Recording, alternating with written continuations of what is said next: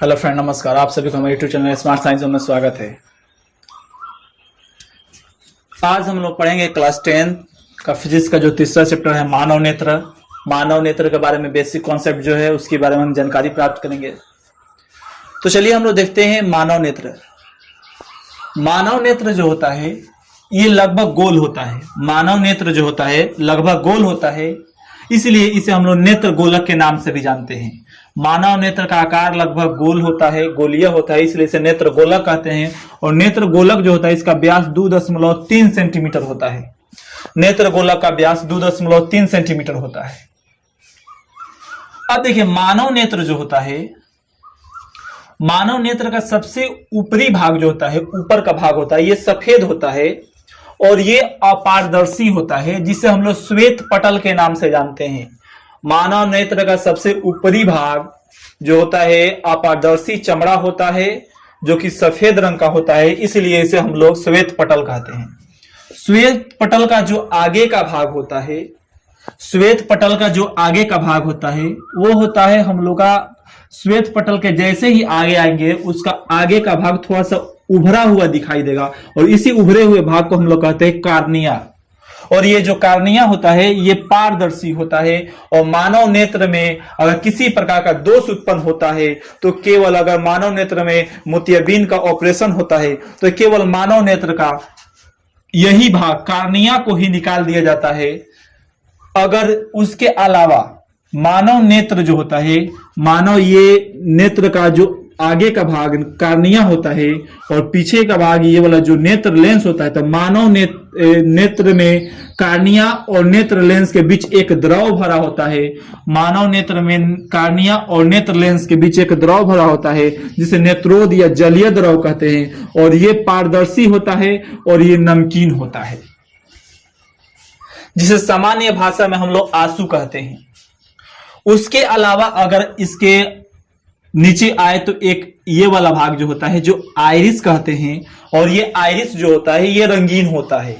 और इसी आइरिस के कारण मानव नेत्र का आंख भी अलग अलग रंगों का होता है।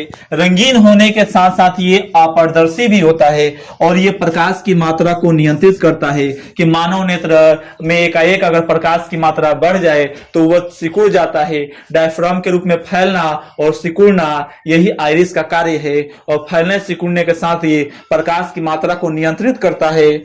उसके अलावा उसके नीचे आ जाए तो आते सिलियरी मांसपेशिया। सिलियरी मांसपेशिया जो होता है वो इस प्रकार से नेत्र लेंस को पकड़े रहता है और उसको जिस प्रकार किसी वस्तु को देखने के लिए नेत्र को जिधर घुमाना पड़ता है, फोकसित करना पड़ता है, उसको उसी के माध्यम से, उस माध्यम में पूर्ण रूप से उसको फोकसित करने में मानव नेत्र का जो होता है ये सहायता करता है। तो देखिए ये जो मानव नेत्र में सिलियरी मांसपेशिया है, ये दोनों ये नेत्र लेंस को पकड़े रहते हैं और इसीलिए और मानव नेत्र को जिस भाग को देखना है उस तरफ उसको घुमाने में ये सहायता करते हैं। इसलिए सिलियरी मांसपेशिया जो होता है फोकस दूरी को नियंत्रित करता है। और कोई भी वस्तु जब पूर्ण रूप से फोकसित नहीं होता है किसी वस्तु पर तो उस वस्तुओं का प्रतिबिंब हमारे नेत्र पर सही से नहीं बनेगा और वो हमें सुस्पष्ट दिखाई नहीं देगा। इसके बाद बात करें नेत्र लेंस का, तो नेत्र जो लेंस होता है ये नेत्र लेंस एक वह भाग होता है जिससे कार्निया नेत्रोद के द्वारा होते हुए प्रकाश इस मार्ग से होते हुए हमारे रेटिना तक पहुंचता है।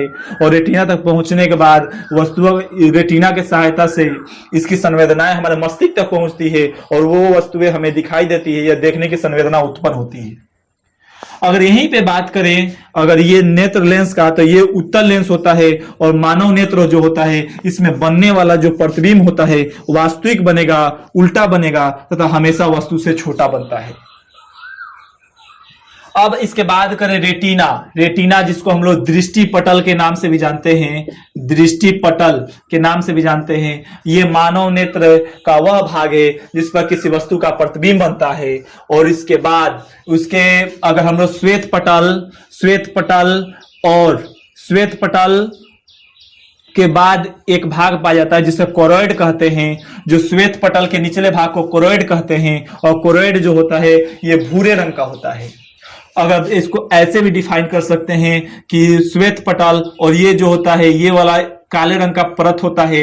ये काले रंग का जो परत होता है, जो प्रकाश हम जानते हैं कि जो काला होता है वो प्रकाश को अवशोषित करता है। इसीलिए ये मानव नेत्र का जो कोरोइड का नीचे का भाग होता है, ये जिसको हम लोग रक्त पटल के नाम से जानते हैं, और रक्त पटल प्रकाश को अवशोषित करता है और आंतरिक परावर्तन को रोकता है, जिससे वस्तुओं का प्रतिबिंब हम मानव नेत्र पर सुस्पष्ट बन पाता है। उसके बाद देखिए, उसके बाद इसमें नेत्र लेंस और रेटिना के बीच एक द्रव भरा होता है जिसे कचाप द्रव कहते हैं। यहां ध्यान देना है, मानव नेत्र लेंस जो है, नेत्र लेंस और रेटिना के बीच जो द्रव भरा होता है उसे कचाप द्रव, और उसके बाद कार्निया और नेत्र लेंस के जो बीच द्रव भरा है उसे नेत्रोद या जलीय द्रव कहते हैं। उसके बाद अगर बात करें तो इसको हम लोग कहते हैं प्रकाश स्नायु। प्रकाश स्नायु कहने का मतलब यहाँ पर यह है कि मानव नेत्र का यह वह भाग है जहां पर प्रकाश या किसी भी माध्यम का यहाँ पे कोई प्रभाव कार्य नहीं करता है, यहाँ पर किसी भी माध्यम का प्रभाव कार्य नहीं करता है। अब चलिए इसके कुछ इंपॉर्टेंट फैक्ट हम देख लेते हैं। इंपॉर्टेंट फैक्ट की बात करें तो नेत्र लेंस का अपवर्तनांक जो होता है, नेत्र लेंस का इसका अपवर्तनांक जो होता है, नेत्र लेंस का इस भाग का 1.44 होता है, 1.44। लेकिन अगर बात करें ये जो जलीय द्रव है नमकीन होता है जिसे हम लोग नेत्रोद कहते हैं, और ये जो कचाप द्रव है इसकी बात करें तो इसका अपवर्तनांक 1.336 होता है। अगर मानव नेत्र का बात करें कि मानव नेत्र कितना मेगापिक्सल का होता है तो मानव नेत्र 576 मेगापिक्सल का होता है। उसके अलावा 576 मेगापिक्सल का होने के अलावा अगर मानव नेत्र पर डिग्री की बात करें कि मानव नेत्र पर कितना डिग्री का कोण बनता है तो मानव नेत्र के एक आंख पर 150 डिग्री का कोण बनता है। अगर दोनों आंखों को जोड़ दे, दोनों आंखों का, तो मानव के दोनों नेत्र पर 180 डिग्री का कोण बनता है। उसके अलावा अगर नेत्र गोलक की व्यास की बात करें तो नेत्र गोलक का व्यास जो होता है 2.3 सेंटीमीटर होता है।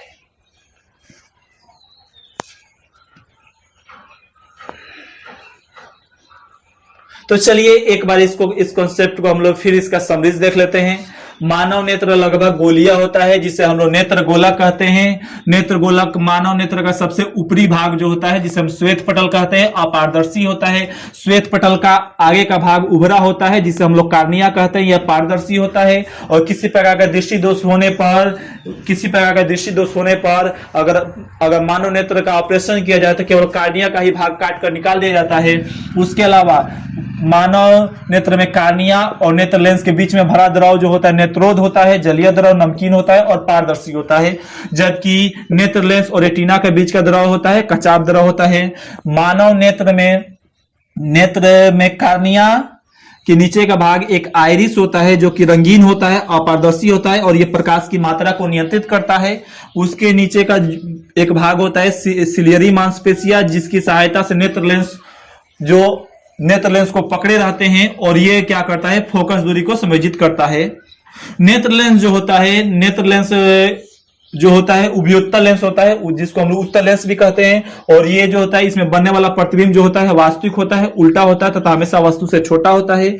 और इसके आगे का भाग प्रकाश स्नायु होता है जहां पर प्रकाश का कोई भी माध्यम का प्रभाव कार्य नहीं करता है। और उसके बाद एक भाग होता है यहाँ पर दृष्टि पटल जिसे हम रेटिना कहते हैं। इसी पर मानव नेत्र का वह भाग जिस पर किसी वस्तु का प्रतिबिंब बनता है रेटिना कहलाता है। और रेटिना के बाद बात करें तो रेटिना श्वेत पटल के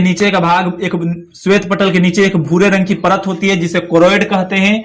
और श्वेत पटल और कोरोइड के बाद जो निचला भाग होता है जिसे रक्त पटल कहते हैं जो कि काले रंग का होता है और यह प्रकाश को अवशोषित करता है। मानव नेत्र लेंस का अपवर्तनांक 1.44, नेत्रोद और कचाप द्रव का जो अपवर्तनांक होता है 1.336। मानव नेत्र जो है तो मानव नेत्र कितना मेगापिक्सल का होता है तो 576 मेगापिक्सल का होता है। अगर हम लोग मानव नेत्र के एक आंख पर कितना डिग्री का कोण बनता है तो 150 डिग्री का, अगर दोनों आंख पर बात करें तो 180 डिग्री का कोण बनता है। मानव नेत्र गोलक की जो व्यास होता है 2.3 सेंटीमीटर होता है। और मानव नेत्र पर बनने वाला जो प्रतिबिंब होता है वास्तविक, उल्टा तथा वस्तु से